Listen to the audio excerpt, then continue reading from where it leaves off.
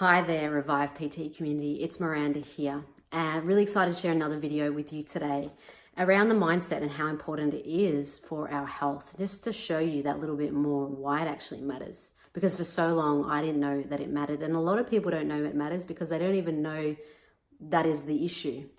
And, you know, from the work I've done as a PT, and then when I was in my counseling and psychology years, and when I trained PTs in TAFEs and things, as well as my coaching work I've done the last 3 years, I know for me, the clients I've worked with, the people I speak to, 80 to 90% of their results in their health is overcoming mindset barriers and understanding their minds. But I want to tell you why I say that 80 to 90% of our work actually needs to be around our mindset. And then, you know, obviously our training and our nutrition is obviously a massive part as well. But the mindset is a key thing that will affect that. And I say this because a lot of people have the approach where they think, you know, if they lose weight or if they get the shape they want, the strength they want, the muscles they want, then they will feel really great about themselves. They'll think really healthy thoughts about themselves. They'll think they're really limitless, you know, and can achieve anything. And then they think, then I'll be doing the healthy stuff and I'll keep being consistent and things like that. And so they think when they get the result, they'll do the right stuff and then they'll feel really good about themselves and think great things about themselves. But I know from my experience and for a lot of the people I speak to, two things often happen if we take the have, result focus, do, be approach, which is backwards to the way I found it works. The first thing that happens is we feel like it's never enough. We always want more. We're not very happy with our body because we have this lens on that we're not attractive or we're not good enough or we're not lovable or whatever the thought process is behind us. And so it doesn't really matter how much we try and how much we get and success we get in our health. If we haven't done the mindset work, then often we don't even feel great about the result anyway. And it doesn't actually create the thoughts and the way we think we're going to change from it. That's one thing.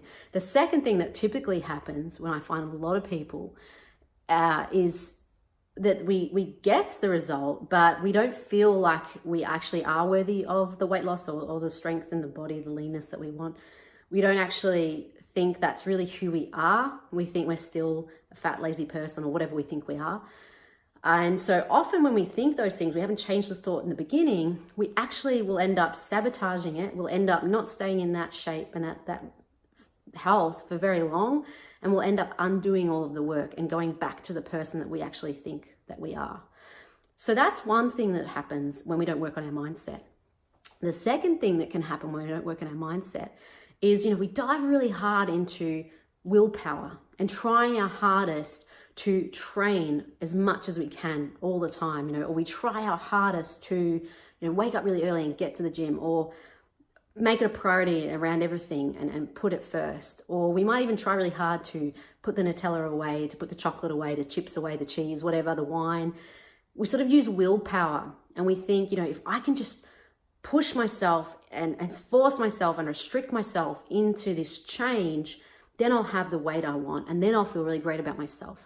But the issue is, research has shown that willpower doesn't work. Willpower works for a short time, but it's got a really limited life space. It actually isn't something that we can rely on for transformation and long-term change. They did a tiny little study, psychologists, where there was M&Ms in a bowl in front of half this group of people. And then they had to go and do a grip test and hold the grip for as long as they could. And they measured how long they could hold it. And then there was another group where they didn't have M&Ms in front of them. And again, they had to measure how long they could grip. And they found that the group with the M&Ms in front of them for 5-10 minutes actually could not hold the grip for very long because their willpower had been exhausted just from resisting trying to eat the M&Ms. And so it already had been exhausted by that time. There was a dramatic difference in that group compared to the ones that didn't have the M&Ms.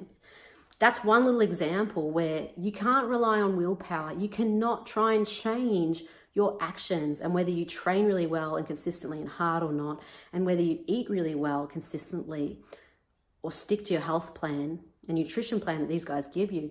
You can't just do it through willpower. You actually need to go back and change the mindset, change the motivation, change the real deep desire, have that really big why you want to move from where you are to where you want to be.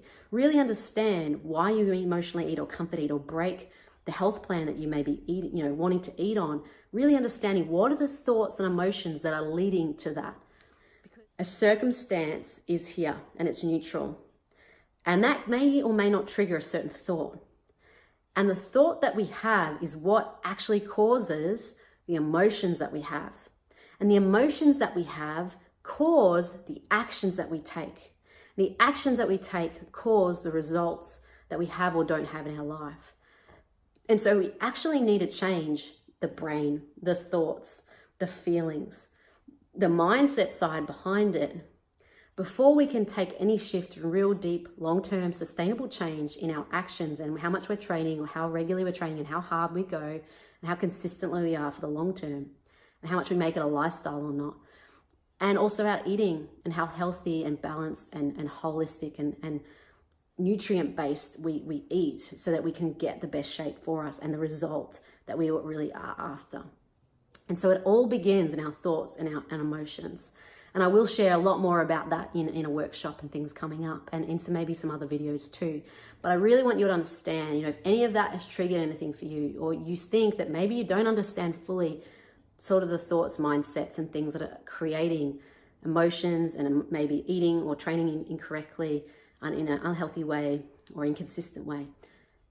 If you think that might be triggering the lack of results you may be having or the results that aren't coming quick enough for you, please reach out.